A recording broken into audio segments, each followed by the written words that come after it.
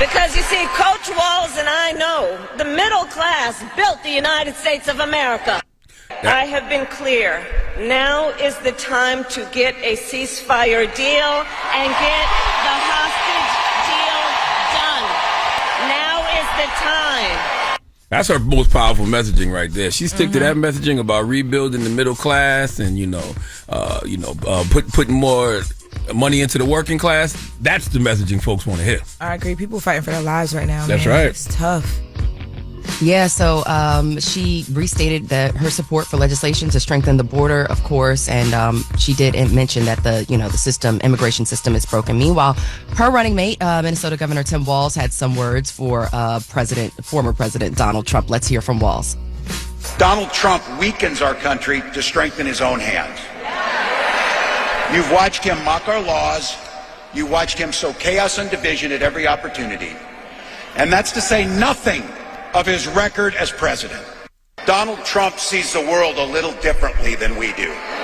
First and foremost, and be very clear about this, he doesn't know the first thing about service. Now, meanwhile, Donald Trump's running mate is defending the former president's comments that question Kamala Harris's racial identity. In a recent interview with CNN's State of the Union, Ohio Senator J.D. Vance accused Harris of being a chameleon. Let's hear more from J.D. Vance. I believe that Kamala Harris is whatever she says she is, but I believe importantly that President Trump is right that she is a chameleon. She pretends to be one thing in front of one audience. She pretends to be something different in front of another audience. She's not running a political campaign. She's running a movie. She only speaks to voters behind a teleprompter. Everything is scripted. She doesn't have her policy positions out there. Yeah, he went on to call her a fundamentally fake person. Of course, this comes after last month where Trump claimed that Harris turned black in that sit down with the NABJ. Now, well, couldn't the same thing be said about J.D. Vance, though? There was a time when J.D. Vance was one of Trump's biggest haters when he said that, Trump could be America's Hitler. America's Hitler. Mm-hmm. Yeah, absolutely. Now he a MAGA chameleon. That's what I'm saying. So couldn't the same thing be said about him? Chameleon, recognized chameleon. I like that, Lauren. Okay. Yes, the same could be said. But we're going to go ahead and switch gears. There's more coming out in the case of Sonia Massey, the former Illinois deputy who shot and killed Sonia Massey. He will remain in jail as his trial plays out. Last month, Sean Grayson shot Massey in her home after she called for help. She called 911, and he's now facing first-degree murder charges. On Friday, a judge denied Grayson's request to be released on bail to accommodate his medical needs, which include treatment for colorectal cancer. The same day, Sangamon County Sheriff Jack Campbell, he announced his resignation, claiming that the, quote, current political climate has made it nearly impossible for him to continue doing his job. So, yes, I'll keep you guys posted on what's going on with that. In the next hour, of course, we're going to recap. We're going to wrap up what's going on with the Olympics. I'll keep you posted with all of the medals. We came home and we really, tore it up at the end. LA up next. 2028. Yes, yes, 2028 definitely going to be here. So I'll keep you posted. Biden and Olympics in the next hour. All right, thank you, Morgan. We'll talk to you in a few. Now it's time for Get It Off Your Chest. 1-800-585-1051. This is your time to tell us why you're mad, or you can tell us why you're blessed. Whatever is on your beautiful mind this morning, you can express it right here on the world's most dangerous morning show, The Breakfast Club. The Breakfast Club. Get it up. This is your time to get it off your chest. Keep calling. 800-585-1051. We want to hear from you on The Breakfast Club.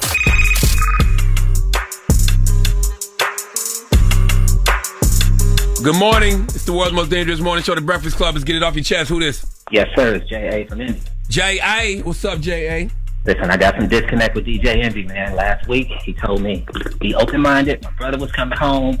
Be flexible. I'm like, cool. I'm going to be open. Next thing I know now, he got his parole officer calling me, asking, can he use my address as a backup? I knew it was a setup. You told me the right thing, Charlamagne. DJ Envy, pump fake. I don't know why you be listening to Envy over me. That's your brother, though. If you need an address, it's like you can't throw him an address. Lauren don't know the story. Tell him. I listened to I remember when he called. He said the brother, coming out of jail. Like, yes. Yeah, y'all not that close or something? Because he been locked up for a little minute. Today. And now I was just thinking I'm going to be flexible and all that. Now they're like, can he use your backup address? You know what that means. If something happened, And you pop up over here and all these Europeans. Exactly. Europeans are already looking at me crazy with the HOA, so Charlamagne, give me some feedback. What I need to do now? The Jay-Z beanie him, huh? The feedback is no is a complete sentence. You tell a probation officer, no, I am not going to be responsible for this man in no any way, shape, or form. And you tell him, no, he cannot use your address. Got you. What I'm going to tell my mama, though, because she gung-ho about this. Tell him get a P.O. box. Can he get a P.O. box? Because you need a physical address. What's coming up next? October, November, Thanksgiving. You definitely going to be at Thanksgiving. Your mama might give you a cold plate.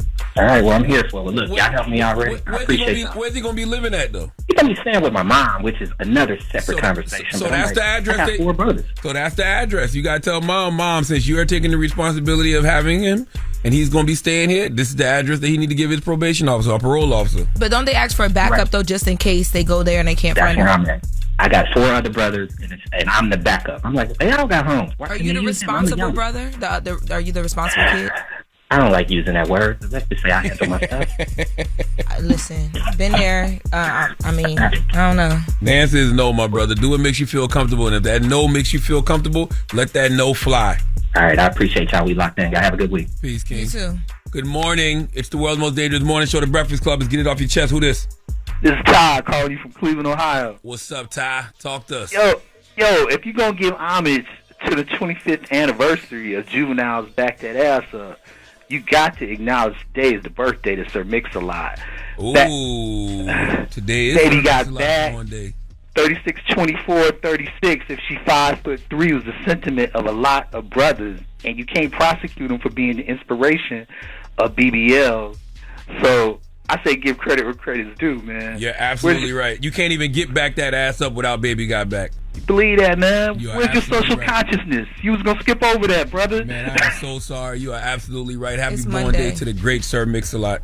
And we got it on the paper too. It's right here. Sir Mix-a-Lot and Yvette Nicole Brown's born days of the day. You're absolutely right. A sister. Red beans and rice ain't mister. All right. Look out for the people. All right, my brother. Peace. Get it off your chest. 1-800-585-1051. If there's something you want to tell us this morning, if you want to tell us why you're blessed, if you want to tell us why you're upset, whatever your feelings are, as my therapist says, feel your feels. You can express them right here on the world's most dangerous morning show, The Breakfast Club.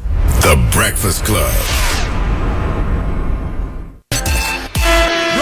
Ray. Yo, Charlamagne, Envy, what up? Are we live? This is your time to get it off your chest. I got an indoor pool, an outdoor pool. We want to hear from you on The Breakfast Club. We can get on the phone right now. He'll tell you what it is. We live? Good morning. It's the world's most dangerous morning show, The Breakfast Club. Who's this? This is James. James? Is it Charlamagne? Yes, sir. How are you, brother? I'm good, brother. How are you? Blessed, black, and highly favored. What's happening? Not much. Just wanted to get it off my chest. Just found out my wife cheated on me with a coworker. No! Dang, see, work husband, work wife. Yes. I told you that ain't cool. You just assuming it's a work husband. It could be a work wife. I said or work wife. Oh, I'm very, it's a I'm work inclusive. I'm inclusive. Oh, it's a work wife? You mad about that? Oh, yeah. Damn. Tell me more. I don't know. What do you want to know? It's just, What happened? How'd you find out? She told me she wanted to get a divorce. I didn't believe the reason that she was giving me. So I did some research and I found all the, text messages and stuff. So she's gay. Yeah. Yeah. Nothing you can do about that, brother. You know what I'm saying? You don't got what she want, unfortunately. How long y'all been together? We've been together for 7 years, married 3. How does that make you feel? It kind of hurt a lot, but, I'm working through it. I have a therapist appointment coming up, so. That's the best thing, brother. I'm glad that you're in some sort of therapy. And I really don't know what to tell you other than, it is what it is, I guess. I don't. Y'all got. You want to say something funny, but you're trying to be sensitive. I don't have nothing funny to say. I feel bad for the brother. You tired this morning. That's why. I really don't have any. I just ain't funny. I don't find divorce funny. No, he's evil. Do y'all have kids? We have a 1-year-old daughter. No, man. Gosh, a 1-year-old baby. So she ain't even thinking about the little girl. Well, I mean, no. I don't know what she's thinking, but No shade to you, bro, but I mean, maybe she is, and that is what makes her happy, and the baby deserves a happy mom. Oh yeah, definitely. And a happy father too. So I'm sorry, but whoa. Did you ever know she was gay? How long she been gay? I don't know, for a couple months now, I guess. No, a couple months. If she divorcing you. She was gay for more than a couple months. You said you went and did your research, right? I think you need to go. I don't know if you did it extensively, but it ain't a couple months if she leaving you after a 1-year-old baby and years of y'all being together for a couple months. Couple months is like experimenting drunk night. This is giving. Yeah. They be out dancing together. Let's hope it doesn't work out for her and her new little girlfriend, okay? I'm serious. Let's hope it don't work out. Like she want to get a divorce from you. Let her go in and move in with that other woman and realize that, living with another vagina ain't what it's cracked up to be. Okay? Would you take her back if she realized that? Oh, nah. That vote is still a long time ago. I'm not doing that. Damn. I know this person too, so it kind of like, cuts a little deeper than, She a stud, ain't she? No, she's a grandma. That's the problem. Wait, no, man. What you mean a grandma? Explain. The lady is 54. My wife is 33. Sugar mama took your girl. She about to get some old head. I know. She probably put roots on it. Where y'all live at? We live in New Hampshire. Oh, man. She might have put roots on her or something. Listen, it is what it is. I'm originally from Ghana, so, if I could put some roots on her, but I'm not going to do that. It's not worth it. Well, let's hope it don't work out between her and grandma. And, when she come back, you be there to tell her, nope, that door is closed. Have a blessed day. Oh, I will. All right, my brother. Stay in therapy, too, man. Will do. Thank you. All right, brother. Stay in therapy. He need to get his Bible, too. You cannot trust these old studs. I know grandma old stud. I bet you if I see grandma right now, she look like grandpa. Does she wear tinted sunglasses? I'm telling you. Regular glasses, reading glasses. I'm telling you, man. Wow. Disgusting what out there. What a lineup.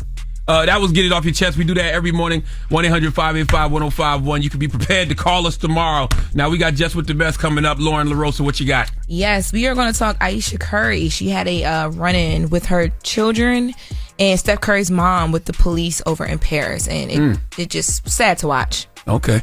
We talk about it when we come back. It's the world's most dangerous morning show, The Breakfast Club. The Breakfast Club. Yes, it's the world's most dangerous morning show, The Breakfast Club. Charlamagne the God, DJ Envy, he's still in Shreveport. He'll be back today because 50 Cent had his Humor and Harmony. What is it? Was it Humor and Harmony weekend? Yes, and Jess Hilarious, she's still on maternity leave. So we got Lauren LaRosa guest hosting. So it's time for Jess With The Mess. Yeah. News is real. Whether it's Jess Hilarious, Jessica Robin Moore, just don't do no lies. She don't spare nobody. Worldwide Jess, worldwide mess. On The Breakfast Club. She's a coach assistant. With Lauren LaRosa. I'm back. And I got the mess. Talk to me.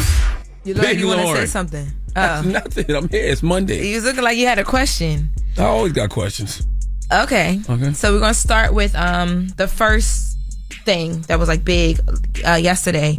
So Ayesha Curry and Sonia Curry, who's Steph Curry's mom, were out in Paris, and from what you can tell from the video, they were trying to get back to like their car from wherever they were coming from, and they had a run-in with police, and Draymond Green actually was involved too. So let's listen to the clip.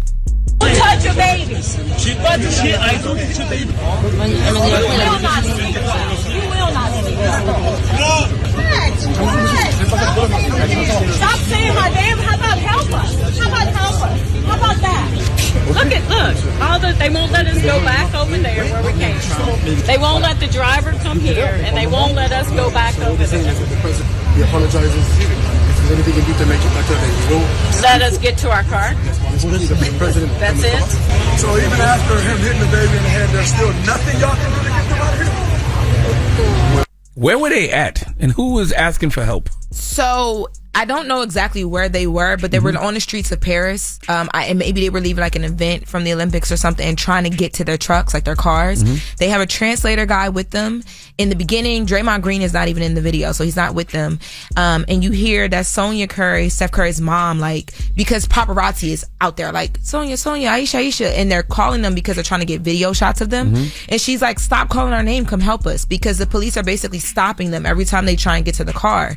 And why though? Were they just hating because the USA beat France in the finals? I mean, people in the comments were saying that, but I think from what I witnessed in the video, it was giving that I guess police officers and officials had blocked off certain streets, so they weren't letting people walk to where they were trying to go. But she's like, our car is there. We came from there. So the translator is trying to calm it down. He's like, they apologize. But in the opening of the video, you hear Steph Curry's mom say, "You don't touch a baby. You don't touch a baby." When she's talking to a certain police officer. Where the hell was Steph through all of this? I'm not sure.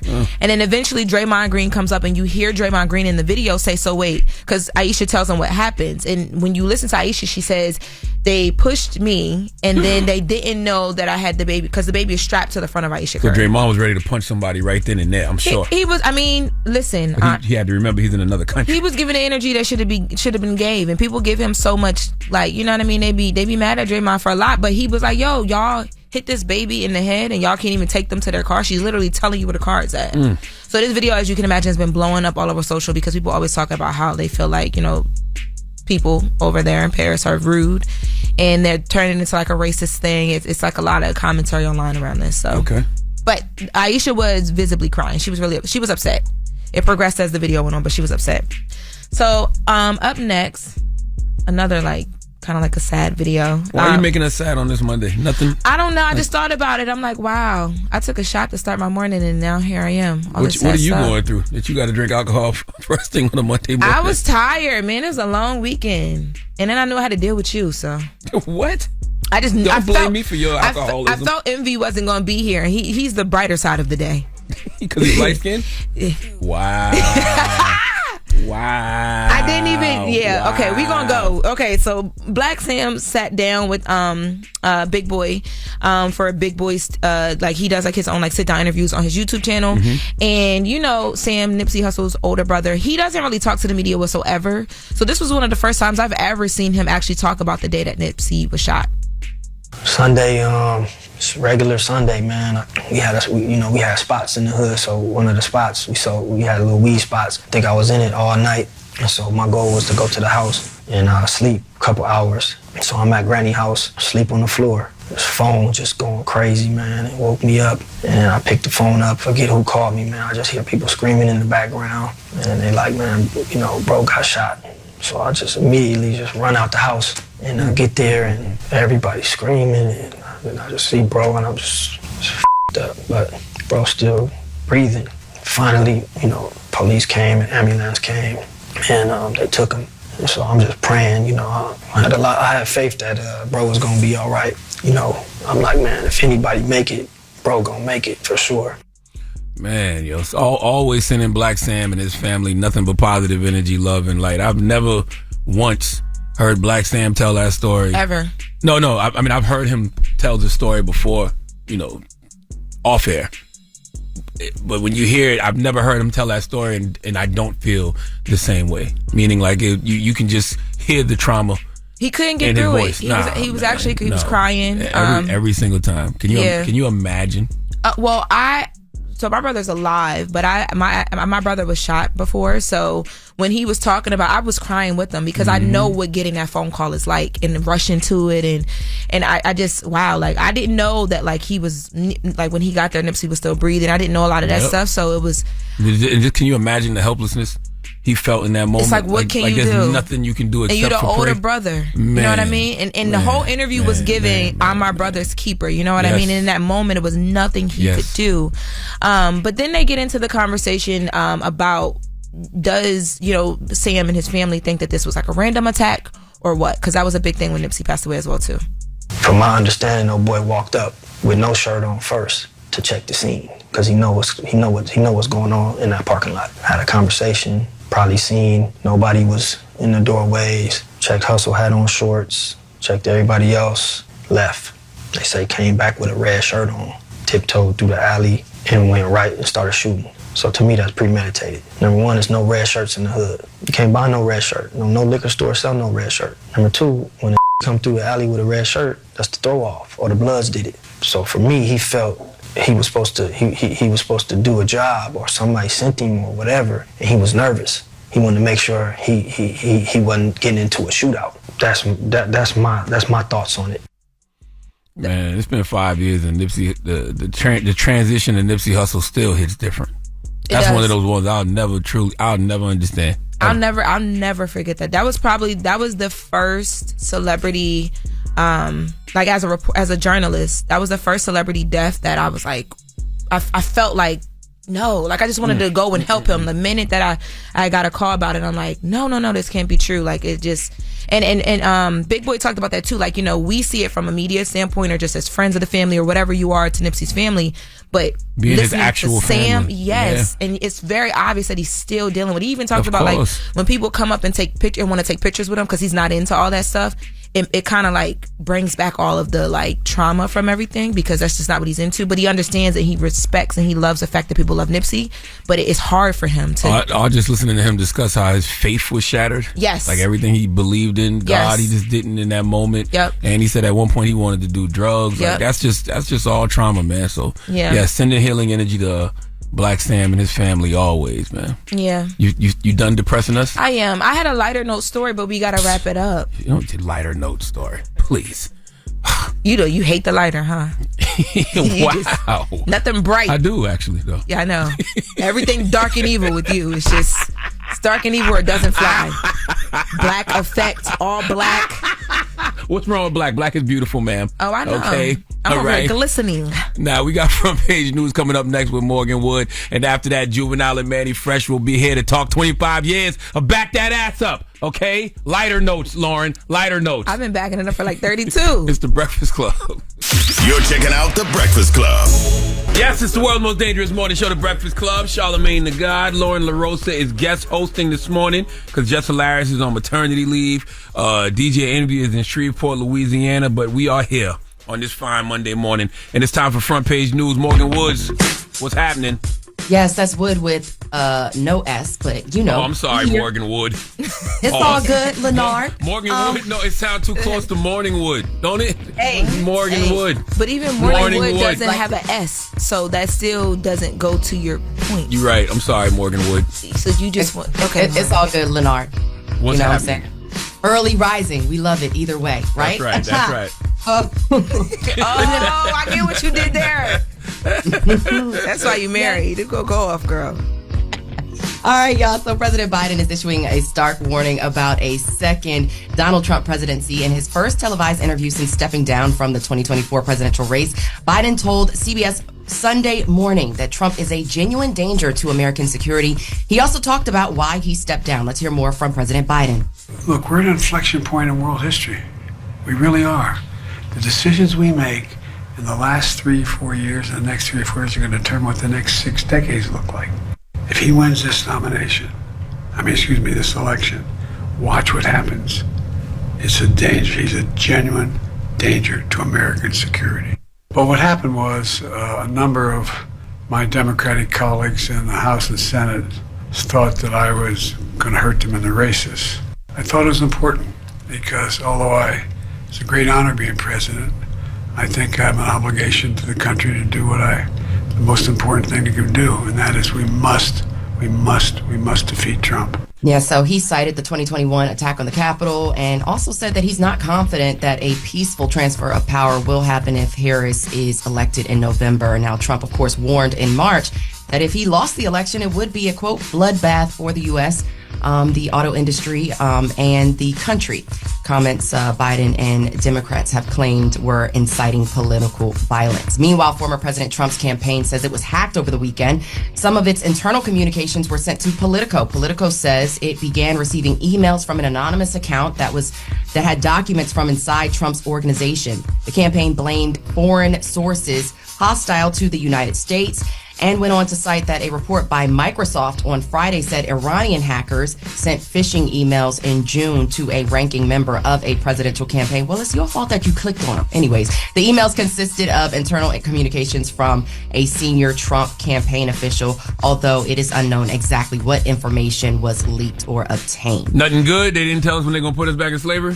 I'm not going back there. My edges, I can't. No, it's too hot to be outside picking anything. My edges would not. Don't take me back. So nothing was good. We don't know what was in the internal communications yet. We don't know yet, but I'm sure we're going to find out. And if find out was a person, the Americans, the Olympics, that's what we did. The 2024 Paris Olympics are officially in the books.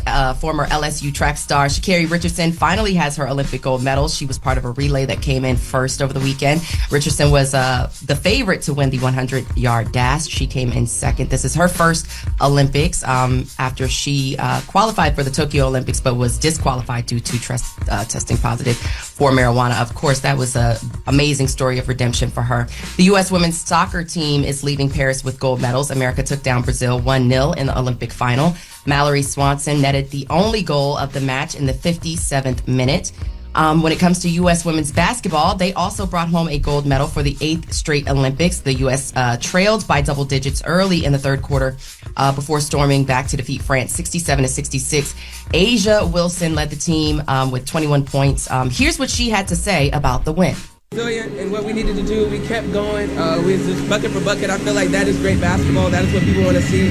So we continue to do that in the second half, and then it just started to fall into our hands. They made tough shots, but that's all a part of the game. It's all a part of the game. So that extended the women's winning streak to 61 games, rather. On the men's side, the U.S. Basketball swept with the gold medals. LeBron James put up just the 4th triple-double in Olympic history as the U.S. men rallied to beat France and in their 5th straight gold medal. Now, with all the good, there's some bad news. The U.S. Olympic and Paralympic Committee will appeal the decision to strip gymnast Jordan Childs of her bronze medal. They reversed that decision over the weekend. On Sunday, the International Olympic Committee said it would reallocate the floor exercise bronze medal to Romania's Ana Barbosу after a ruling by the Court of Arbitration for Sport. The ruling found that the U.S. inquiries over Child's score came after the 1-minute deadline and reinstated her original score, which places her at 5th place. So now Ana Barbosу from Romania is the bronze medal winner for the floor routine. But I believe that U.S. is going to appeal that decision. So the U.S. overall won 40 gold medals and 126 overall. Drop on the clues bombs for South Carolina's own Asia Wilson. Okay, 803 all day. Metro, what's happening? And congratulations to everybody else, too. Oh, and everybody else. Yeah. So, congratulations. Everybody else, we'll see y'all in 2028 in L.A. Right.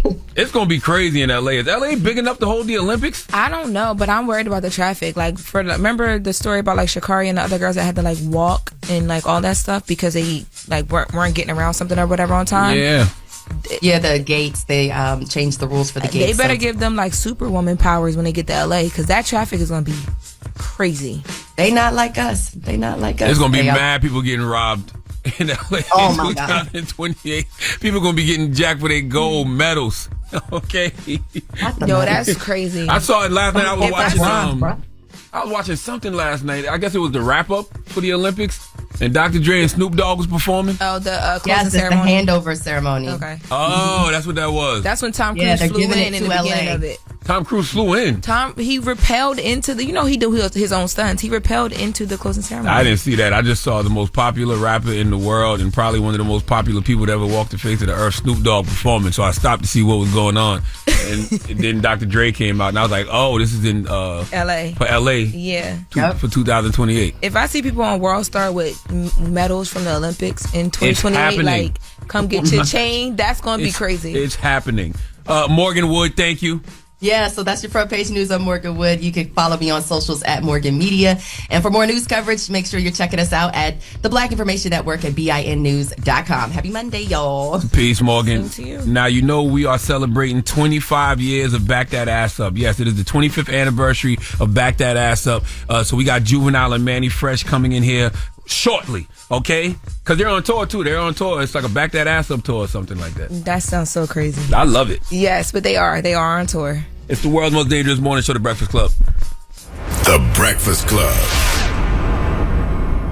Yep, it's the world's most dangerous morning show, The Breakfast Club. Charlamagne the God. Jess Hilarious is on maternity leave. Envy is actually in the leave. I hear that. Yeah, she's on maternity leave any moment. So Lauren LaRosa is guest hosting. And we got, I feel like legends is an understatement. I feel like icons is an understatement. Yes. Mannie Fresh and Juvenile, 25 years of Back That Ass Up. God. Yes, sir. Lord have mercy. Yeah, man. Bruh. I mean, the way you even represent it, a lot of this started with, you giving it acronyms and all of that, and you giving it its praise as well. It's a Negro spiritual. Yes, bro. It's a Negro spiritual. Back that ass up is a Negro spiritual. To this day, did y'all still think y'all would have people backing that ass up 25 years later? Hell no. I did. He might say, I felt, But Mannie the club dude, me, personally as an MC, I didn't see it. I was trying to enjoy myself with the moment I had. Yeah, I saw it from the very beginning of, we did that song 3 times over when we was making it. Yeah. Because, every time he did a rap, I felt like it was beating up my beat. So I did something to compliment what he was doing. Wow. So when I did it again, he did a better rap, and I was just like, you know what I'm saying? So by the 3rd time, we felt like, okay, this is it. This is the version we got now was the 3rd time. Yeah. Wow. Yeah, you know what I'm saying? Because every time we did it, it elevated, and it got better and better. And when we finally was like, this the one, I was like, oh yeah, this gonna be the one. He lied to y'all. He was trying to kill me on the song. I was trying to beat him out. So we got the Nashville. He was about to turn it. I'm like, look, bro, y'all gotta let me go one more time. Like one more time, bro. So I changed it because at first I was doing a lot of rap, and I changed it to the one word thing, to the and flipped it that way. Then man was like, all right, we got one now. So with the other versions, were you being too lyrical on it? Baby? I was. It wasn't right. Y'all still have the other 2 versions? No, I thought You got rid of it? Yeah, I got rid of it. That was the I days just of was 2 like, inch. this ain't, That was the days of 2 so I inch. was We like, was using them 2 inches can't over. save this. We need these tracks. Yeah. So I was going to ask y'all, do y'all remember the day y'all made it, but y'all made it multiple times? Yeah. I remember though. I can't remember the exact date, but I remember where we was. We was in Nashville. Okay. Yeah. Because High and Back That Ass Up was the last 2 songs. I was kind of like beating on the desk. Same and thing he was too. rapping, you know what I'm saying? And I was like, ooh, we got one right there. When did Wayne get on it? Oh, after we done it, he was Wayne was hanging around the studio making sure he got on. Yeah. He was just like, oh, there's no way this going down without me getting on this song. And I mean, I think he saw it as well. Because for him to hang around, nobody else there, he just hanging around in the back. And then when it was complete, just pop up like a leprechaun or some shit. Like, hey, check this out. So are we going to, because I know at Essence Festival, there was the whole thing there, but because this is the 25 years you guys are out here now, are we going to get the full, you said that everybody was getting back together. Is that a thing? Is that happening? Well, as far as I'm concerned, it's still happening. As far as I'm concerned, it's still happening. But we obviously knows obviously what happening on the internet. So I'm trying to resolve that. So that got to happen. We got to sit down and have a conversation about that first. What does that look like between y'all when you say resolve and have the conversation? Because y'all are brothers. Y'all are family, Imagine right? you being a big brother and your little brother's fussing. And you wish you could stop it. And it's pretty much nothing you can do about it. But I got a relationship with all of them. Right. It's one of them things that I'm trying to fix. I'm going to continue to try to fix. And until that day happens, I'm not giving up. I feel like once things get to the internet, it makes it more irreparable than it probably was. It does. It complicates things. At a certain age, honestly, especially if you just being introduced back to the world, stay off the internet. You know what I'm saying? Until you actually get your feet planted. You know what I'm saying? Stay off the internet. Because social media, especially for me, is a tool. It's a different tool to sell something. It ain't where I air out my business. You feel what I'm saying? Right. So it's like Juvie said, we gonna keep on campaigning to fix it, because the fans have spoken. This is what they want. This is a lot of people that grew up on this. And it's even more crazier when you don't even know what you're arguing about. You know what I'm saying? It's like, what we fussing about? So it's weird, but yeah, we gonna keep on going. Me and Ju, y'all already see. We ain't turning down collars. We out there. When was the moment y'all realized Back That Ass Up was a cultural anthem? Because that happens over time. So when did y'all realize, boy, this ain't never going nowhere? I mean, I would say probably at the 10-year mark, when I start realizing that, wow, I'm never going to get a chance to take a break. People going to keep on trying to book me for shows, bar mitzvahs, weddings, and stuff like that. In 10 years? And yeah, 10 years in. I mean, the question he asked was kind of like asking me how long. Yeah, like, I make 10 years in when I'm like, damn, this song ain't never dying. So, well, I looked at it as from a DJ perspective.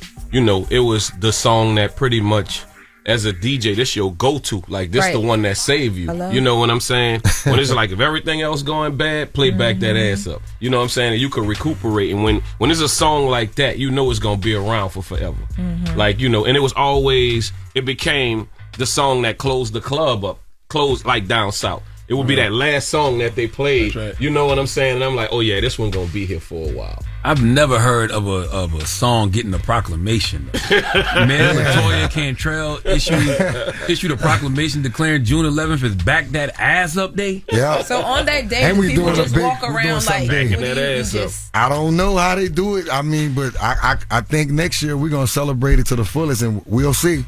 Yeah. we will see. Oh, y'all got something planned? Yeah, I got something planned. I plan on doing something in that same park, Shakespeare Park, where we shot the video, where we shot slow motion and Back That Ass Up. Wow. I love slow motion. Bringing it back home to my area. That's my neighborhood. What does Shakespeare Park mean to the city? It mean a lot to me, you know, a hell of a lot to the Magnolia Project, because that's our park, right? You know, all the projects in the city have a park that's right close to it. And I went to school right there. That's my school in front of it, Carter G. Wilson. It mean everything to me, bro. You know? You an icon anyway, but when you bring things back to your community like that, to memorialize the community forever in videos, oh man. Oh yeah, man, and that's the cool part about it. You see the outcome. If you look at both of those videos and you see how many people come out, that's all the time.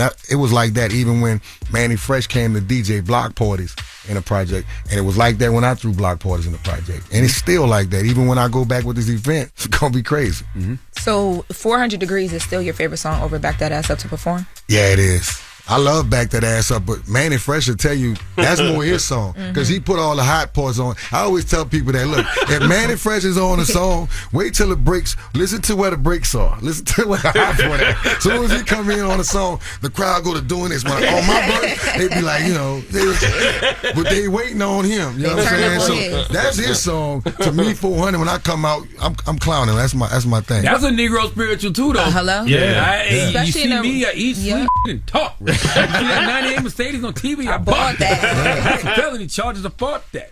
Like that's one of them ones now. Yeah. Why did it take so long for the video? Like, why did you never do a video originally? That's a universal cash money question. Yeah. Because it's a lot of songs on that album that I felt like that for. I wasn't ready to go on to the next album, really. Yeah. You know, me and him, but it was more of, you know, like he said, the powers of B was like, hey, it's time to do another album. It's a lot of 5 million records? Listen, we was like, it's I a think ton we of could have videos. did way more if we'd have put more singles out. Yeah, it was a bunch of singles on there. You know, Run For It. I'm on fire. I'm on fire. Yeah. You know what I'm saying? It's a bunch of them on there, bro, that we kind of like overlook. All right, we'll be back with more Juvenile and Mannie Fresh right here on The Breakfast Club. Yes, it's the world's most dangerous morning show, The Breakfast Club. Charlamagne the God. DJ Envy is not here today. Jess Hilarious is still on maternity leave. We got Lauren LaRosa here. Lauren? When y'all sat down to like put these projects together, like for that time, in that time, were y'all thinking like, because I know sometimes like you'll hear like, oh, like Rockefeller stories, and they're like, oh, well, we were thinking we want to tell stories in the videos because we knew movies were next. Like, were you guys thinking that long out, or were you just like, we want to make good music? Because now you guys are soundtracks to commercials, to all different people's celebrations of life. Like, was it that big of an idea for you guys at the time? It was true to form. Like, you know, when we was making these records, it was what we was living, you know, and I think that's why they resonated with people so well. Like, because it wasn't no gimmicks to them. You know, right now it would be like somebody going, oh, there's a gimmick in you saying this or doing this. To us, it was just like, nah, this is how I feel today, and I'm gonna write it from a real perspective, you know. And then with me, with some of my songs, I didn't make all my songs about me. Like, how was me being third person, like that person in your ear, as you with that big body Benz, I'm like psyching you up, motivating you. So I think with that, I made songs that people could, you know, you will find something in the song that really relates to your life, you know. So I try to make songs that's not about me all the time.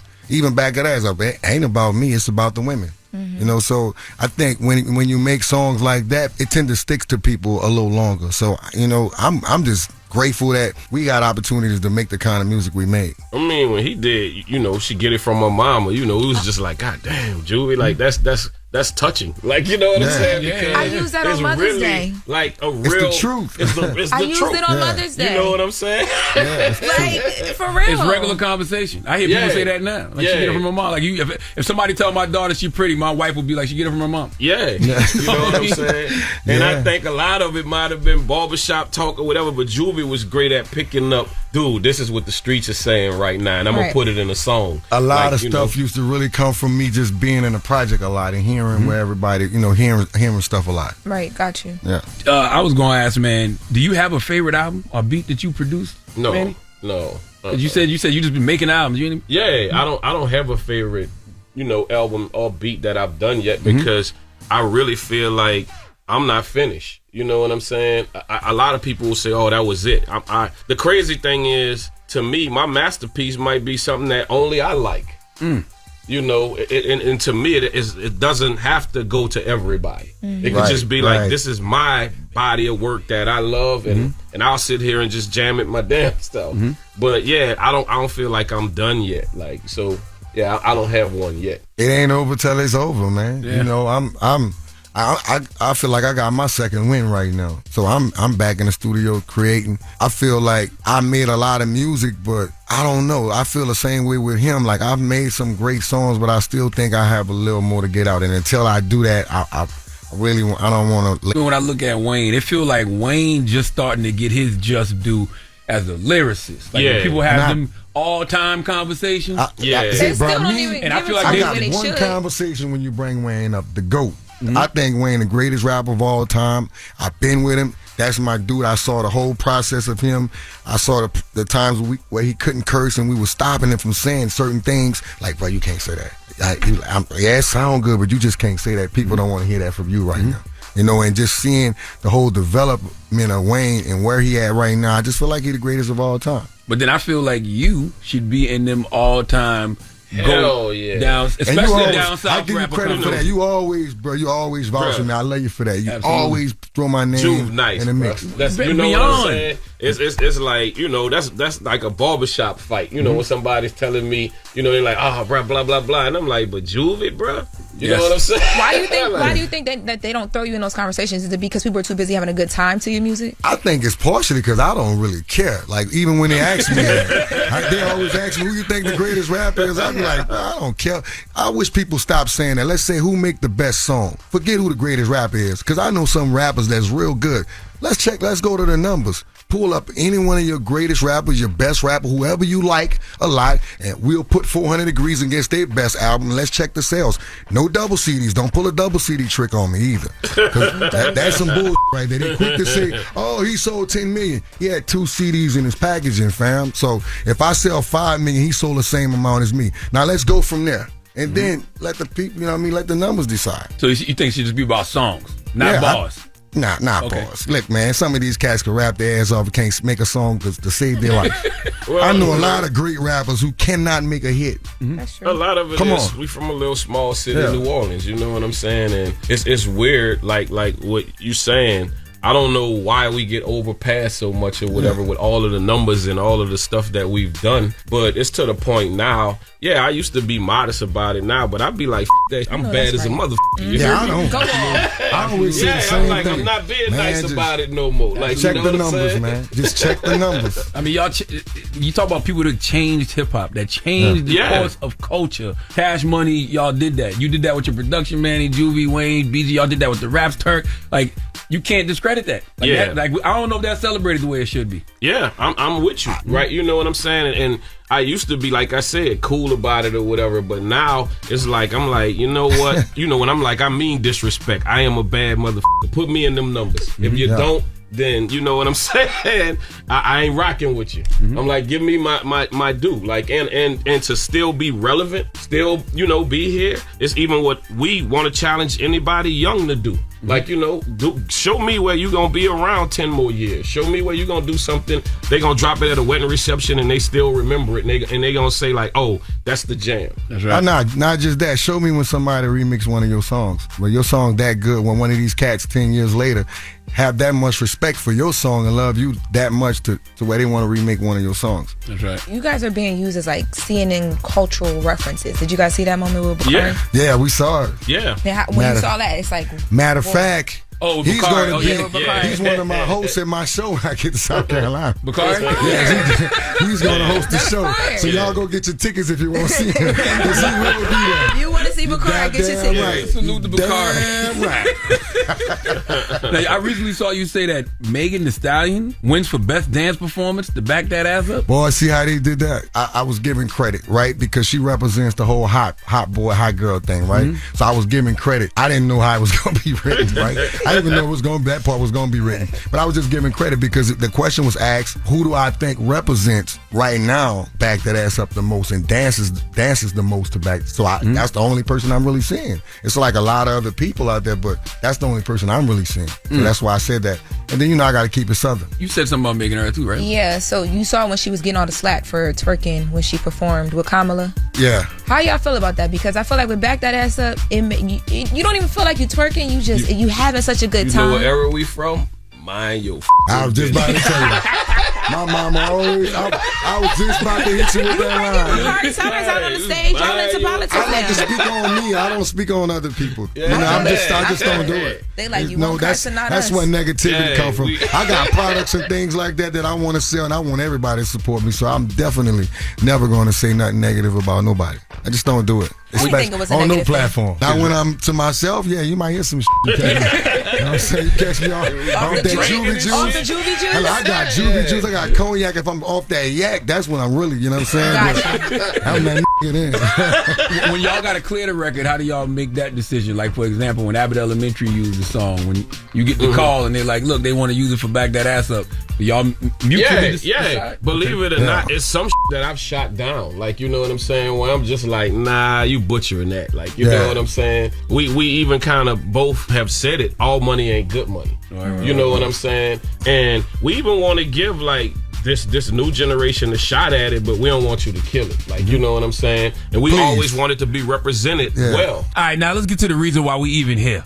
It is the 25th anniversary of Back That Ass Up. That's what we are celebrating. So let's get into this Negro spiritual. Call Back That Ass Up. It's right here on The Breakfast Club. Yes, it's the world's most dangerous morning show, The Breakfast Club. Charlamagne the God. DJ Envy is not here today. Jess Hilarious is still on maternity leave. We are celebrating 25 years of Back That Ass Up. We got Juvenile and Mannie fresh here. Juvie, you had a phenomenal tiny desk too, man. Thank you, brother. Me and my brother together, though. Yeah, Mannie. That almost didn't happen, though. Yeah. Because you didn't know what it was. I remember the tweet. It's like one of the most funny ever, bro.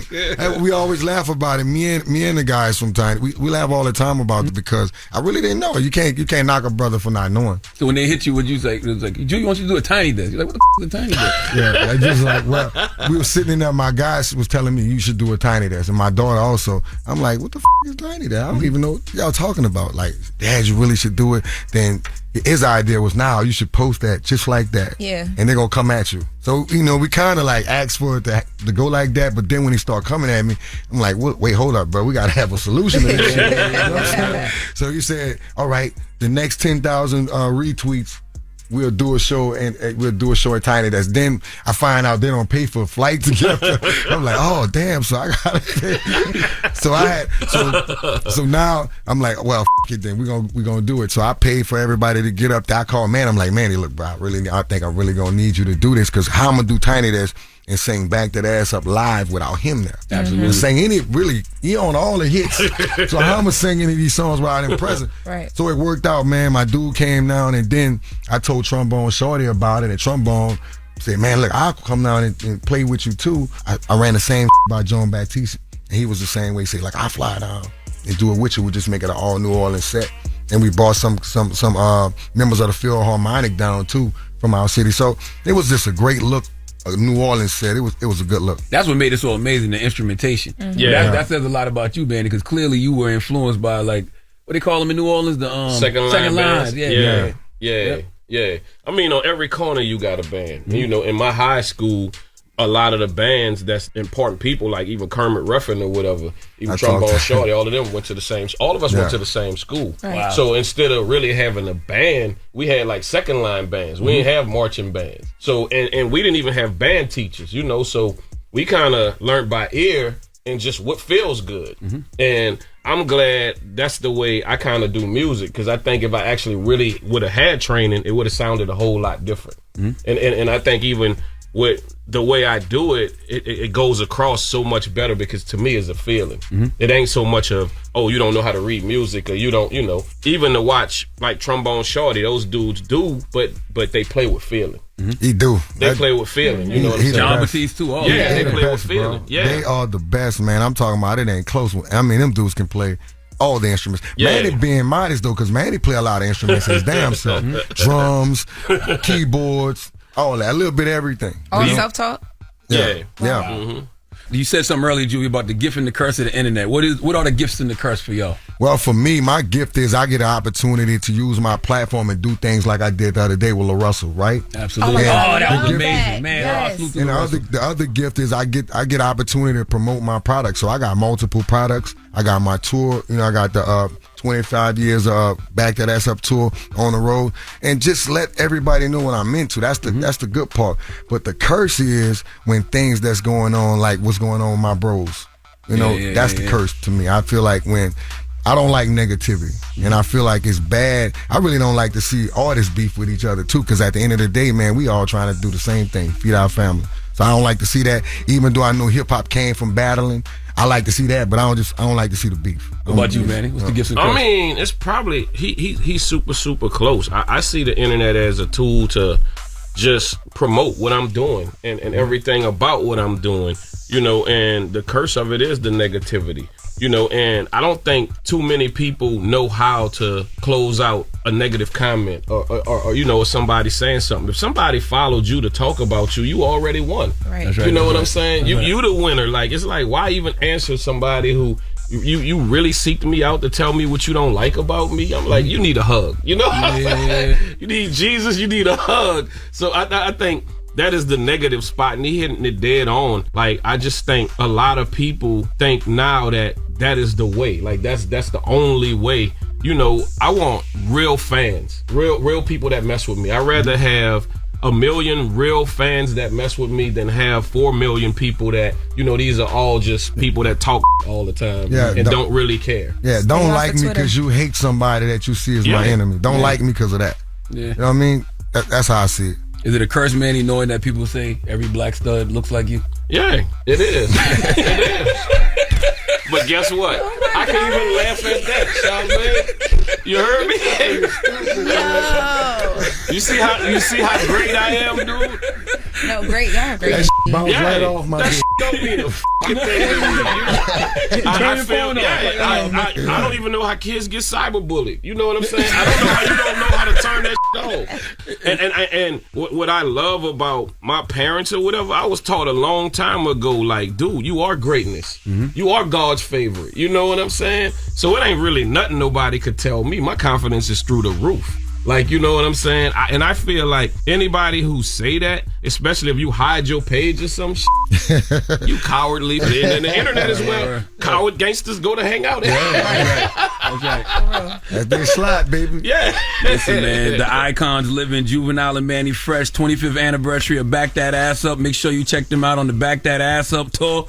And it's always a pleasure seeing y'all brothers. Man, thank you, bro. Thank you for championing for us, too, Absolutely. bro. I mean, brother. you go hard for us, and I'm proud of you and everything you fighting doing, for the bro. South. The fight goes on, baby.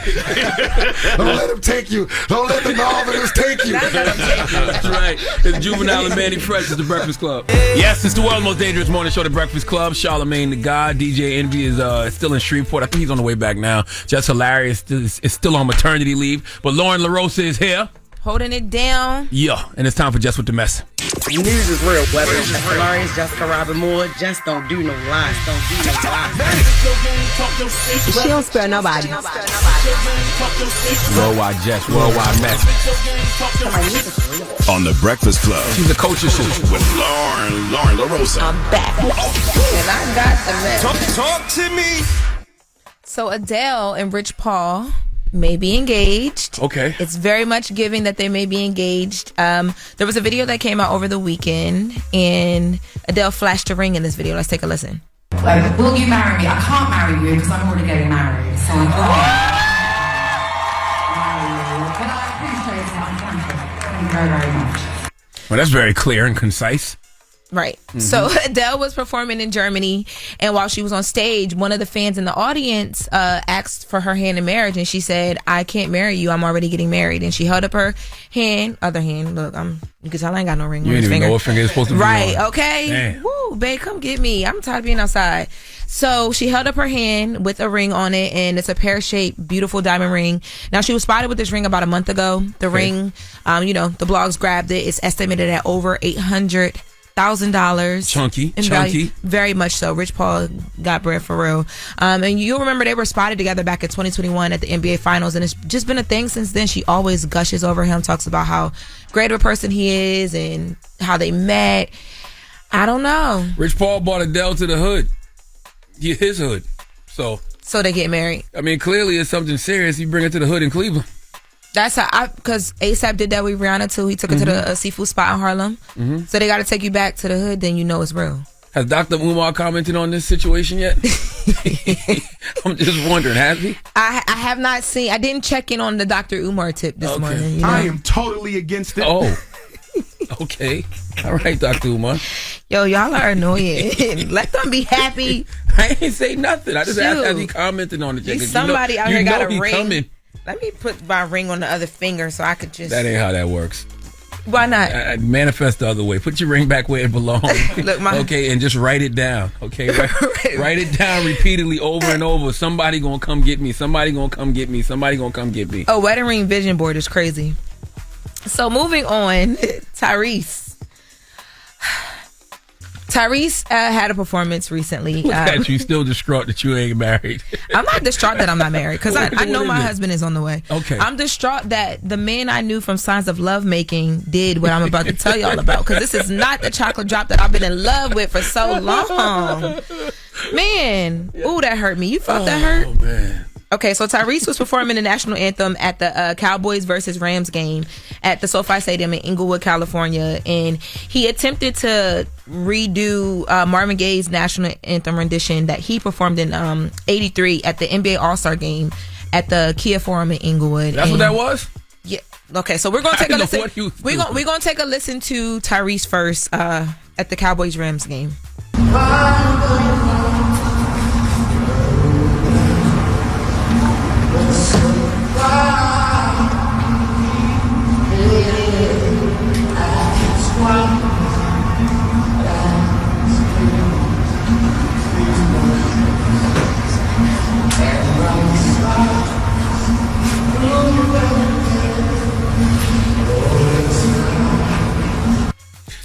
I can't really hear it that well, but he didn't sound bad unless I'm... Hold on. Okay. Let's take a listen to Marvin Gaye. Okay.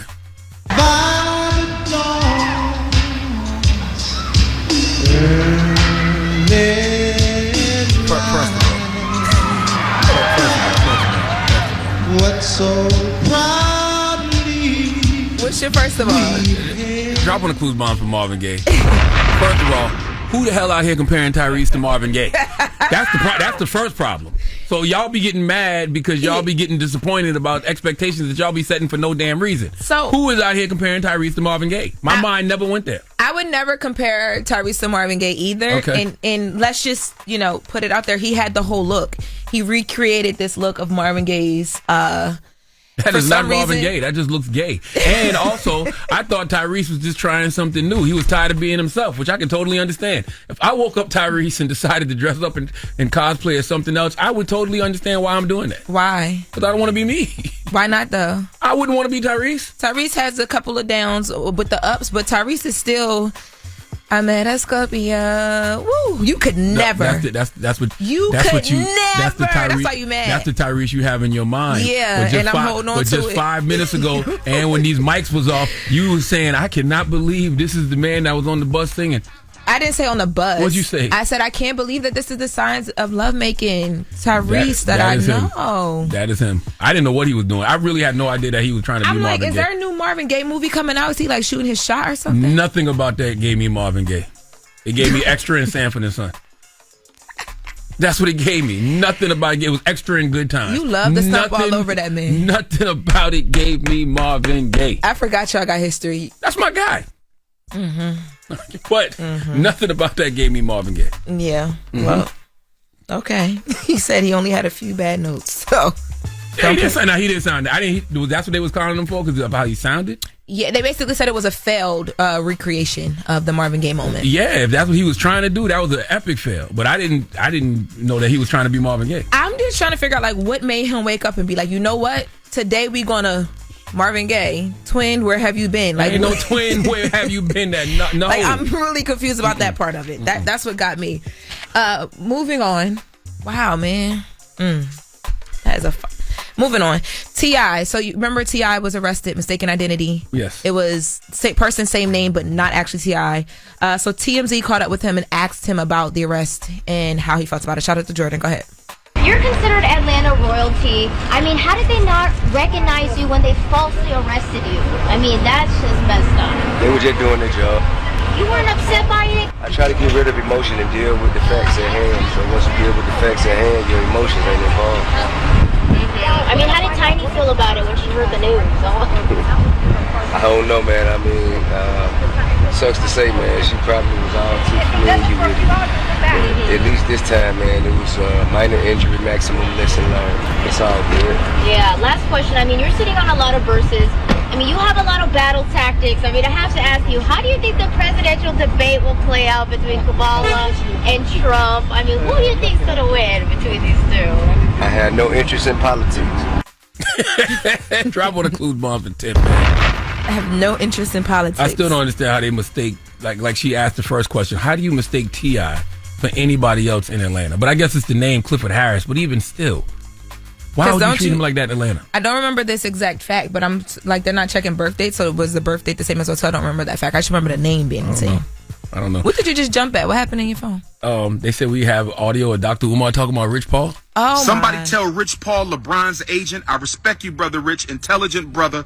You done built the empire. I love to see the young brothers winning. I love to see black men winning in the white world. I love to see black men winning in the white world, but you cannot be victimized by the snow bunny crisis. One thing about Dr. Umar, he ain't gonna never let me down. Where y'all get that from so fast? He already had talked about this. He had to have talked about it because I didn't see a new video before. This is it. Damn, Dr. Umar. Damn. Rich Paul can't even be happy. He can be happy. Yes, he can. That man work hard. Listen, let him enjoy. Tell that to Dr. Umar. It ain't got nothing to do with me. I ain't telling Dr. Umar nothing because my braids are blonde. He ain't gonna get on me. I don't got no time. And I'm from Delaware, Dr. Umar. Your school's still not open yet, but yo, I keep every time I see a beach in Delaware, I'll be surprised. We have beaches. We have a few of them actually. I did not know that. Yes, Bethany, Rehoboth. Cap. Listen. Whoa. Thank you for Jess With The Mess, Lauren. Of course. We have Donkey of the Day coming up next, and it's going to a man named Daryl James. He needs to come to the front of the congregation. We would like to have a word with him. And one of my favorite moments to talk about and teach about is the power of choices. We shall discuss. It's the Breakfast Club. Black queens forever, snow bunnies never. Your execution on the Donkey of the Day is something to behold. Is it a read? He gave me Donkey of the Day, and I deserve it. People need to know. Well, you need to tell them. I am. You have the voice. Tell them. Tell them. It's time for Donkey of the Day. It's a read, but you're so good at it. You're trying to be a fake ass Charlamagne. You know you want Charlamagne to go. Damn, Charlamagne, who you giving Donkey of the Day to now? Well, Sexy Red, Donkey of the Day for Monday, August 12th goes to a Michigan man named Daryl James. Now, Daryl James was in court for a simple misdemeanor trespassing charge. Now, I did some research, and by research, I mean I asked ChatGPT, and I asked ChatGPT a simple question. How much time does a simple trespassing charge get you in Michigan? First thing ChatGPT told me was it's a misdemeanor. We knew this already. And you can get a fine that can range from $100 to $500, depending on the severity of the case. Okay, jail time, it says verbatim. While jail time is not common for simple trespassing, it is possible in some cases. The maximum jail sentence for a trespassing misdemeanor in Michigan can be up to 30 days. The third offense is probation. So instead of or in addition to fines and jail time, the court might impose probation, during which the person must comply with specific conditions set by the court. I'm telling you all of this so you can understand how ridiculous Daryl James is. Okay, see, Daryl went to court for the misdemeanor trespassing charge, something he probably would have gotten a fine for. Like I told you, those fines range from $100 to $500. But instead, he ended up with almost a year and a half in jail. Would you like to know how this happened? Let's go to CBS Detroit for the report, please. This court hearing has gone viral after a trespassing suspect landed himself in jail for nearly 2 otherwise unnecessary years. Yeah, Kelly. So it was all over an angry outburst at a Washtenaw County judge. Just everyone take a listen. It's trespassing. I could technically leave and you guys could issue a warrant as long as I don't return. You can just kiss my. This is. You know what? No. I'm going to tell you what. You don't come in. You don't. Okay. That's contempt. That's 93. Keep going. That's another 93. That's another 93. That's another 93. Damn. That's another 93. That's 6 93s consecutive. Was Darrell Jarrell, who you heard swearing at Judge Cedric Simpson, and he was in court over a misdemeanor trespassing charge. Just as the judge was about to adjourn, Jarrell decided to give him a piece of his mind. That's right. So the total penalty, 558 days in jail. When keeping it real goes wrong. Whoever controls his mouth protects his own life, okay? Whoever has a big mouth, come to ruin, all right? Comes to ruin. In life, you have to know when to shut the F up, okay? We make our lives so difficult for no reason by simply not knowing how to shut the F up. I know, who told Daryl that he could, I don't know who told Daryl he could go in that courtroom and play with the judge like that, but you told him wrong. Okay, do you understand that in this moment, when you're in the courtroom in front of the judge, that judge is literally determining your future? Okay, Daryl, you may not believe this, you may not even understand this, but let me be the first to tell you, that judge did nothing to you. You mad at the world, you upset about how your life is going, so you decided to project in that courtroom. I understand you being tired of the state you're in, okay? You may need a change of scenery, because that's what he told the judge. F this state, I'm tired of this state, I'm ready to leave this state. All those things might be true, and leaving the state may be the best thing for you. Changing your environment creates new opportunities. I'm not mad at none of that, but those should have been all inside thoughts. Okay, telling them people to kiss your ass will only lead to your ass being kissed in a jail cell. All right, you tell everybody in that court to kiss your ass and suck your D. All the judge gonna do is say, "Word, that's what you into? I'm not into that, but I can send you somewhere where there's a whole lot of that going on." All right, Daryl told the judge, F you, repeatedly. The judge said, "Oh, it's mother F me? No, it's mother F you. And I'm going to send you somewhere where it's a whole lot of F and a U's going on." Okay? There's absolutely zero reason to argue with a judge. Arguing with a judge is like arguing with your GPS. You're still going to end up where they want you to go.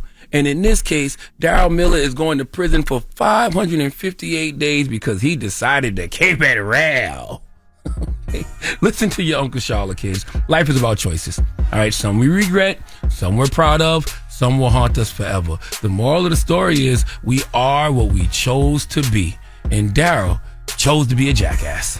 Some donkey of the days just sell themselves. Please give Daryl James the sweet sounds of the Hamiltons. Oh, now you are the donkey of the day. You are the donkey of the day. Yee-haw. I feel no pity for him whatsoever. You should have learned a long time ago. He earned every bit of them 558 days. Every single one.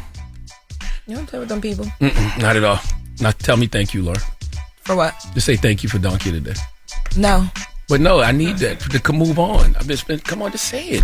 I don't know if I want to thank you for anything. Oh my God, man. I just don't know how I feel about gratitude. Say that was Donkey of the day. Right, that was Donkey today. Thank you for your service. That's right. Now, what we're going to talk about next, right? You remember that guy who called in during Donkey of the Day earlier? Not Donkey of the Day, during Get It Off Your Chest? Let's listen, Red. Just wanted to get off my chest. Just found out my wife cheated on me with a coworker. No! Dang, see, work husband, work wife. Yes. I told you that ain't cool. You just assuming it's a work husband. It could be a work wife. I said or work wife. Oh, I'm inclusive. Wife. I'm inclusive. Oh, it's a work wife? You mad about that? Oh, yeah. Damn, tell me more. She told me she wanted to get a divorce.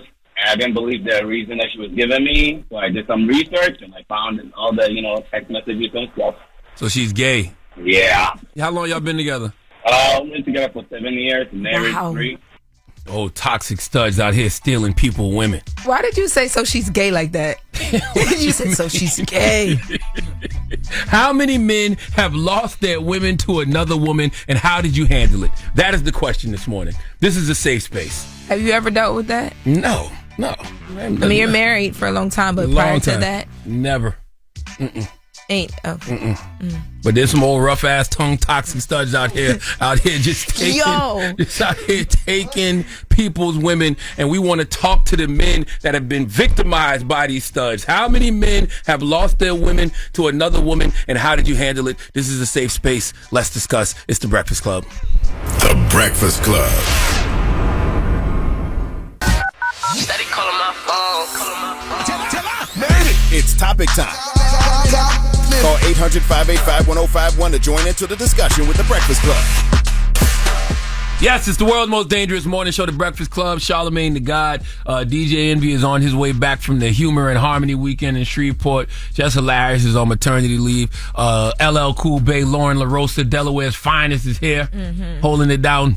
And we're having a conversation this morning. It's based off a call, a brother that called in during Get It Off Your Chest. Can we hear this, Brother Red? Just wanted to get it off my chest. Just found out my wife cheated on me with a coworker. No! Dang, see, work husband, work wife. Yes. I told you that ain't cool. You just assuming it's a work husband. It could be a work wife. I said or work wife. Oh, I'm inclusive. Wife. I'm inclusive. Oh, it's a work wife? You mad about that?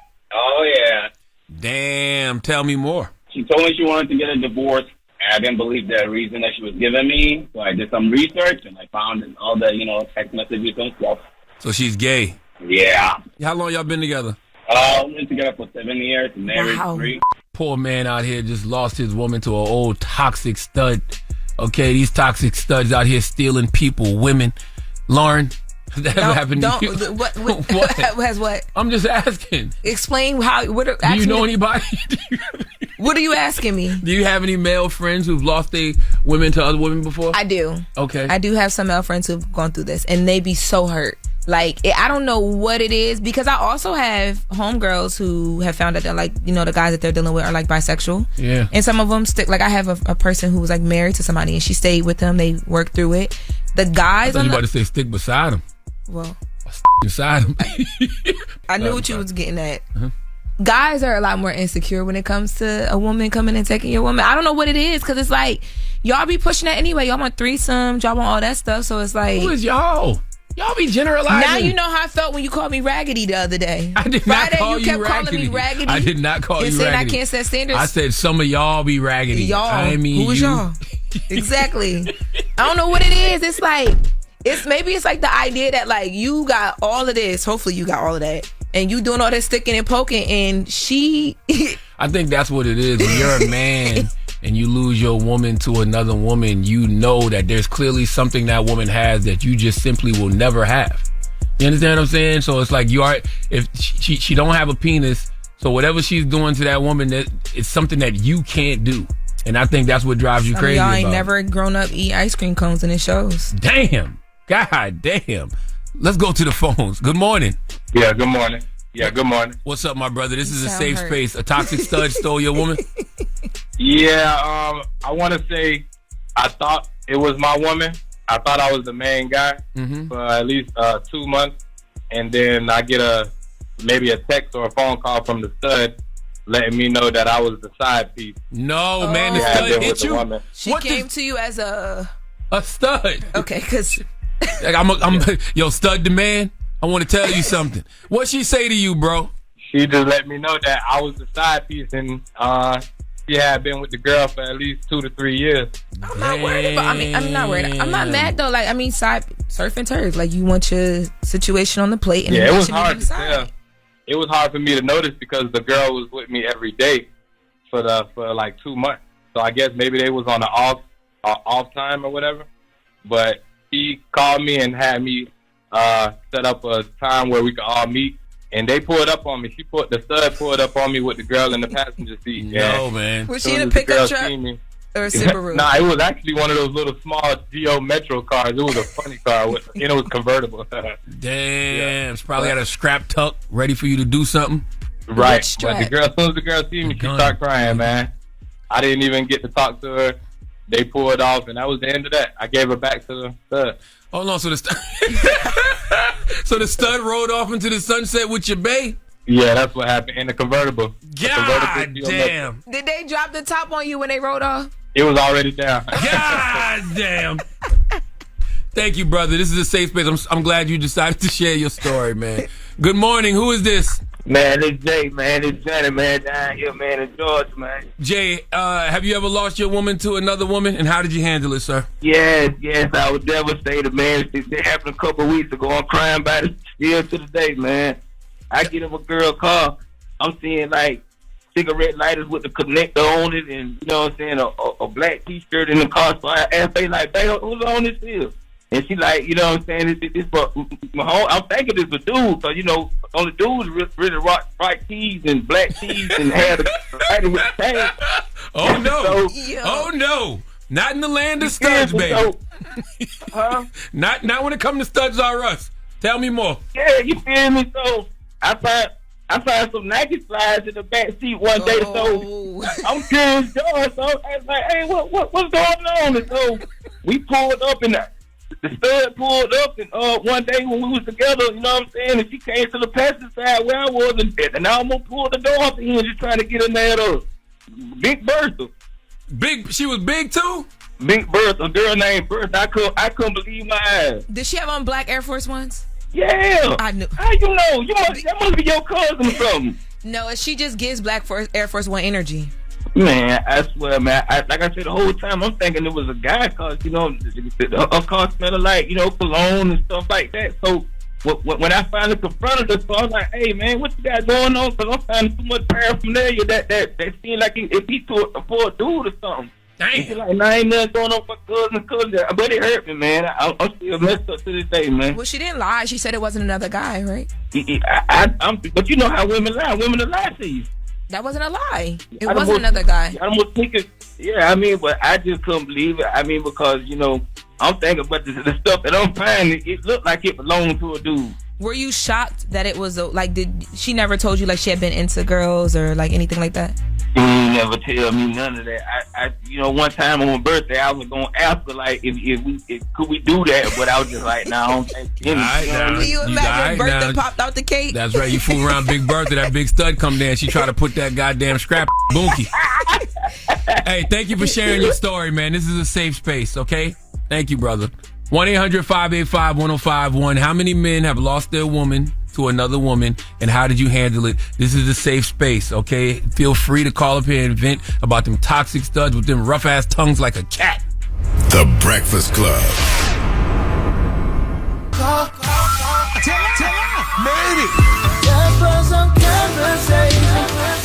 If y'all talking about it, you know we talking about it. It's topic time.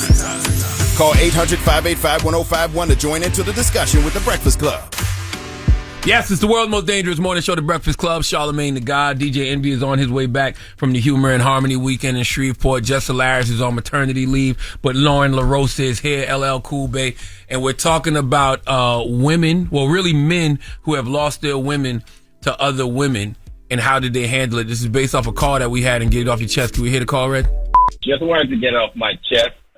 Just found out my wife cheated on me with a coworker. No! Dang, see, work husband, work wife. Yes. I told you that ain't cool. You just assuming it's a work husband. It could be a work wife. I said or work wife. Oh, I'm inclusive. Wife. I'm inclusive. Oh, it's a work wife? You mad about that? Oh, yeah. Damn, tell me more. She told me she wanted to get a divorce. I didn't believe the reason that she was giving me. So I did some research, and I found all the, text messages and stuff. So she's gay? Yeah. How long y'all been together? We've been together for 7 years, married 3. All I've been realizing this morning, Lauren, is that studs must be stopped. They must be stopped. I've been knew how toxic. They what? They need love too. Well, go find love on their own. Why do you always want to steal somebody's person? Huh? I mean, if you can be stolen, you're not that person's person. Nah, they out here with all their little tricks. You know what I'm saying? What tricks they got? Them little scrap-ons that got all types of different settings. You know a lot about like just their sexual, like, you know how their tongues feel. Rough-ass tongues. Rough-ass tongues like cats. Okay. Tell us more. What have you experienced? Let's go to the studs. All right. You have one? How many of us have them? Let's go to the phones. Hello? Hello. Good morning. Who is this? Good morning. This is Keenan. What's up, Keenan? How you doing, Charlamagne? I'm blessed, black, and highly favored, man. Have you ever lost your woman to another woman? And how did you handle it, sir? In a sense, I did. So about 10, 15 years ago, I was with somebody I considered a high school sweetheart. After we broke up a third time, stopped talking to her, ended up finding out her father passed away, talked to her again, tried to ask some questions. I ended up getting basically blocked on all social media. So I never got a true answer to the question. But after that, I found out she had got married to a woman. So I reached out to her again, still nothing. So to this day, I don't know what happened, but I know in 2016, her wife wrote me a message on Facebook basically threatening me to stay away from her. Even though he talked to this woman over 2 years. So how did I handle it? I went through depression, bro. I did. No, man. I'm better now. Was it a stud? That part, I don't know. I never seen a woman. I never really, like, anything. I just kind of, once they walked away and I got through that whole Facebook thing, man, I moved on with my life. Well, I'm glad. It's tough. I'm glad that you survived. Okay? And yes, I agree. Would you have been depressed if she had left you for a man, or were you more depressed because it was a woman? I think I was more depressed because of the woman. Reason is, I was by this person's side from high school all the way up until, let's say, that she lied about graduating college. So I had her back for over 10 years. So it hurt me more to find it out versus actually being that person you can come talk to. She didn't do that to me. So it hurt more. It led me to alcoholism, but I got past all that. Wow. Damn, my brother. Sending you positive energy, love, and light, man. Good morning. Who's this? Hey, this is Ashley from Virginia Beach. Ashley? You got taken? Yes. Either you got taken or you a stud that does the taking. Look, I just wanted to tell y'all about my man that got taken by another man, honey. Okay. I love a good plot so twist. You giving it, Charlamagne? You giving it to these, what you call the studs, the bone tongue, what? Them little rough-ass tongues like a cat. Little toxic studs with a rough-ass tongue. You got to give it to these deep-throat dogs out here taking women men, too. Deep-throat dogs is crazy. Baby. Yes, I was in college. I was dating this dude for about 2 or 3 months, and he just came out to me and told me that he was on the DL. And basically, he was just using me as a prop. They call that a beard. You are a beard. So, question. Do you... You had no idea?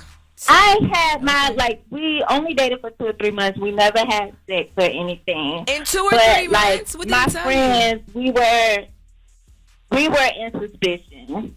But I thought he was really nice. Like, he was really nice. He would spoil me and buy me things. And I'm just like, well, I want to see. So... Wait, but so you never wondered why all his farts were silent? Not once. I was thinking in my head, but then I didn't want to. I guess I ignored the red flags. That's what I did. Give me some more red flags. What was he buying you that you ignored all them red flags? Well, I was only 22, so I thought like him taking me out all the time was spoiling me, and he would buy me like clothes and shoes. He would pay my phone bill. Like, yo, I we was thought 22. it was phone nice bills only was like $60. to be dating for 2 or 3 months. Like, I just thought that was really nice. I bet you when you think about it, all the clothes he bought you was men clothes. He was dressing. He wanted to dress you up like a little boy. He probably wanted you to wear finger waves and a snapback all the time. I just wanted to say, like, the girls, the studs, not just say it's dudes taking dudes too. Baby, didn't nobody take him from you. He was never yours, and you knew it. Thank you for sharing your story, man. Good morning. Who's this? Hello? What's up, my brother? How are you? I'm doing fine. I just want to say I love y'all, Charlamagne and Envy. Y'all the best, man. Thank you. Envy not here, but Lauren LaRosa is, man. The question we asking this morning, have you ever lost your woman to another woman? How did you handle it? Yes, I did, man. I lost my woman to a strong, tongue-tied, acrobatic superstar, man. Acrobatic is crazy. Not an Olympic All of that, man. Olympic stud is crazy. Back, I tried. Really? Tell us what happened, man. So it was kind of weird though, I'm sure. So I did a little bit, man. I did a couple years. So I come home, I wanted to do a threesome. So I'm like, okay, yeah, let's do it, baby. But then she said I want to do it differently. So I'm like, all right, what's trying to spice it up? But she told me she wanted to bring a stud in. So I'm like, hold on, what? Not an aggressive girl, a stud? Like, it's a difference. She's like, yeah, stud. So I'm like, I'm not into all that, but you know, if you want to do it, I'll watch. She was like, okay. She ended up doing it on her own, and then she was gone, Charlamagne. I don't know what tongue game she put on her, but it was over. Damn, man. Wow. Well, I'm glad that you decided to share your story here. This is a safe space. Are they still together now? I hope not, because I need it back, man. She was good to me. Damn. Wow, she was one of your best eaters, is what it sounds like. Kinda, sorta. That's what the stud said too. Have a good day, my brother.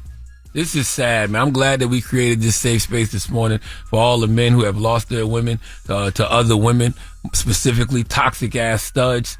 Okay, them studs pull up with no makeup on, looking like Bow Wow and Soulja Boy in the mid-2000s, baggy jeans, t-shirts, snapbacks, and strap-ons, taking everybody, girl. Build a wall around studs, okay? I know Pride Month hard for all them callers. Baby, Pride Month is a relapse month. They be like, man. Studs must be stopped, okay? They're an epidemic that we don't talk about enough in our communities, okay? Lord. I think everybody should be able to love. Oh my God. Let's get with Jess With The Mess. News is real. Whether it's Jess Hilarious, Jessica Robin Moore, just don't do no lies. She don't spare nobody. Worldwide Jess, worldwide Mess. On The Breakfast Club. She's a culture shift. With Lauren LaRosa. I'm back. And I got the mess. Talk to me. So Neve from Catfish. My guy. Yes, got in a really, really bad accident. So he posted about it on Instagram. He posted a swipe through and he has like photos of him actually in the hospital. He broke his neck actually in a few different places. So he shows you that as well too. But he basically tells a story in the caption. And he says that on Sunday, his son wanted to go fishing, and they decided to go. And it was like a beautiful trip. And he was like, he finally understands what people, you know how like when people have like a really bad life accident or experience, they always recap like, oh, the day before was like so amazing or whatever. He said he finally understands that because that day with his family was just like, it was perfect. The day was perfect. The fishing trip was perfect. Everything was good. Monday, he was supposed to pick up his son from school. So he was on his bike. Was supposed to pick up his son from school and never made it to his son's school. So I guess the school called his wife and was just like, hey, who's coming to pick up your son? And that's how she got alerted about the accident. Wow. He had been hit. He was like by himself. He was like, I was lucky I was by myself because he was supposed to have picked up his son. He was unconscious. He was rushed to the ER. When you say bike, like a motorcycle or something? Yeah. Well, it says his bike, so I'm assuming it was like a motorcycle. So he was rushed to the ER. He broke his neck. But it was stable fractures. He was not paralyzed, although in the beginning they were not sure about his hands. They didn't know if he'd be able to use his hands for some time, but he is good now. He says that, you know, he just is thanking everybody from the medical team that has been very remarkable, from the EMS to everybody in the emergency room. And he doesn't like, it's hard to feel sorry for himself when he hears the doctor say that people in his position would have never walked again. Damn. Yeah, man. Sending a need positive energy, love, and light. Yeah, it's interesting, right? Whenever you hear about broken neck, you just automatically think the person died. Yeah. You know? Yeah, because or paralyzed. It's almost impossible sometimes to be in a very serious accident where you break your neck and you're not paralyzed or you actually make it. So yeah, and the pictures are pretty gruesome. He even put like an alert, like graphic warning before you swipe through. Well, thank you, because I won't be swiping, but definitely sending him healing energy. I'll text him to you. No, thank you. So next, Kirk Franklin sat down with Cam Newton, and they had a pretty interesting conversation. It was very open. Kirk talked about, you know, his upbringing, deciding to get into gospel music, and just being a person of God and like all of the judgment he gets and how he deals with it. Let's take a listen. Believe that marriage has been weaponized in Western Christianity.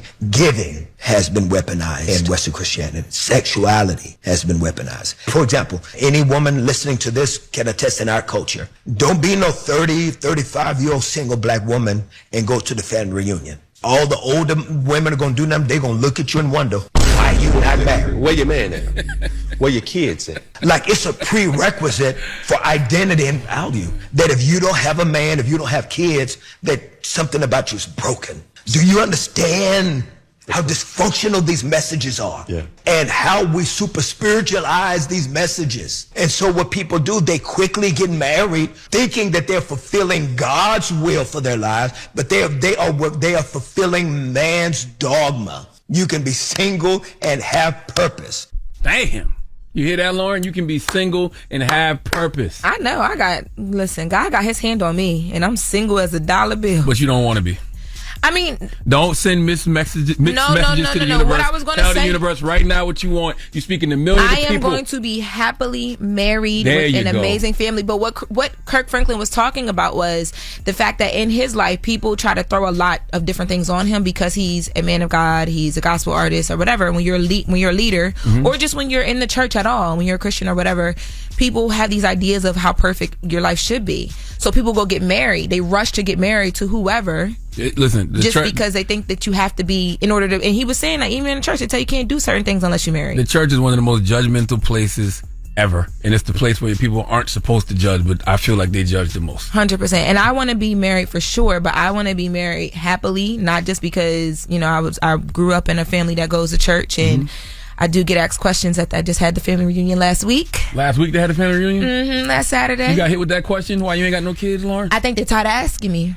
Honestly. I think they're tired. My mom after the family reunion though, my mom did have a whole moment of her explaining why she's ready for her grandkids. Okay. Just tell them you a stud. You want me to tell my mom? Just to get to the family reunion. Mom, I am not.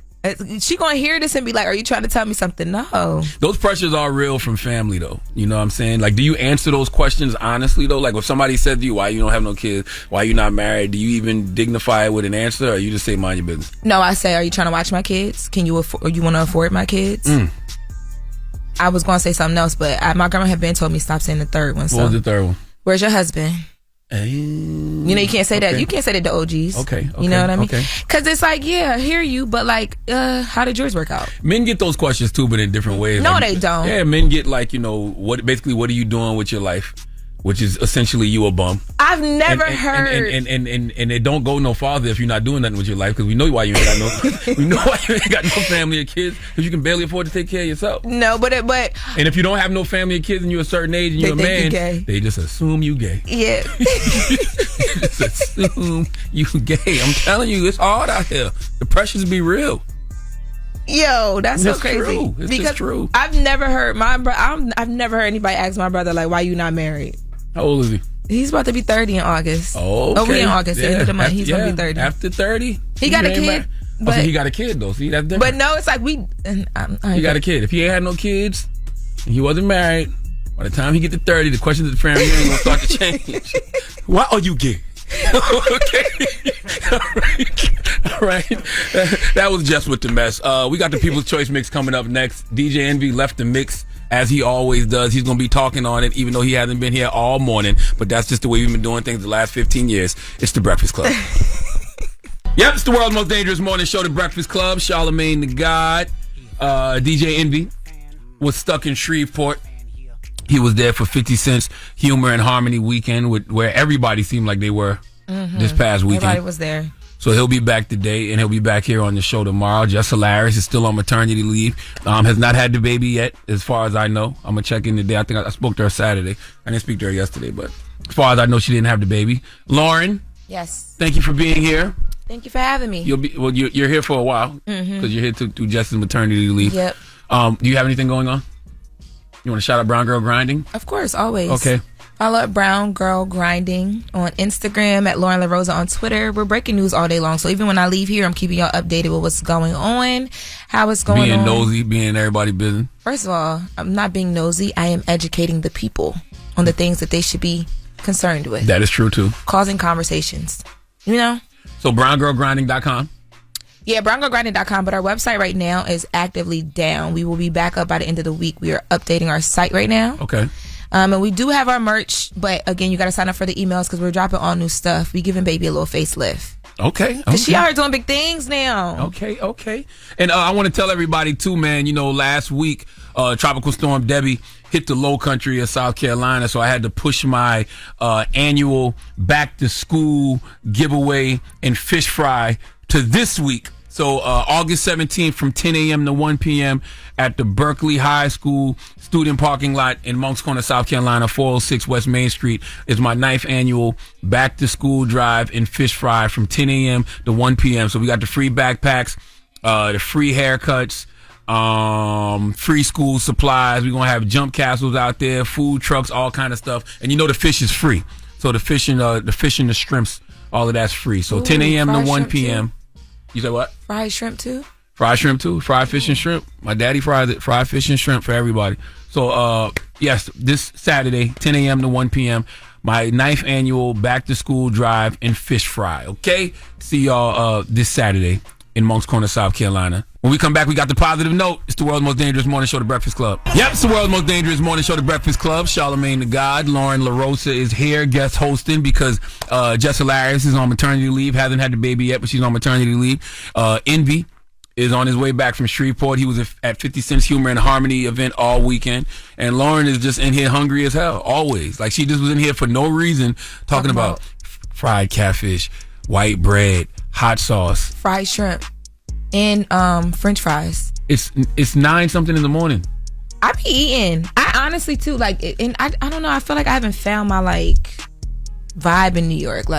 Sound like somebody else might be going on maternity leave soon. That's what I hear. Don't play with me. I took a shot this morning. I'll take another one because you jinxing me. Not right now.